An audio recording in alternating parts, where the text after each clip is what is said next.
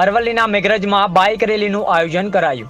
તાજેતરમાં દિલ્હી ખાતે દેશના મ્યુનિસિપલ કમિશનરના સેમિનારમાં ભારતના મુખ્ય ચૂંટણી કમિશનર દ્વારા મતદાન જાગૃતિ અંતર્ગત અરવલ્લી જિલ્લાના મેઘરજ ગામે હેલ્મેટ પહેરી બાઇક રેલી કાઢવામાં આવી હતી. રેલીમાં મેઘરજ પોલીસ કર્મીઓ પણ મોટી સંખ્યામાં ઉપસ્થિત રહ્યા હતા. આ રેલી મેઘરજ જલારામ મંદિર, 4 રસ્તા તાલુકા પંચાયત મોરચાથી ટેકુંડીથી રોલેશ્વર મહાદેવ સુધી 7 કિલોમીટર સુધી કાઢવામાં આવી હતી, જેમાં મોટી સંખ્યામાં લોકો આ બાઇક રેલીમાં જોડાયા હતા.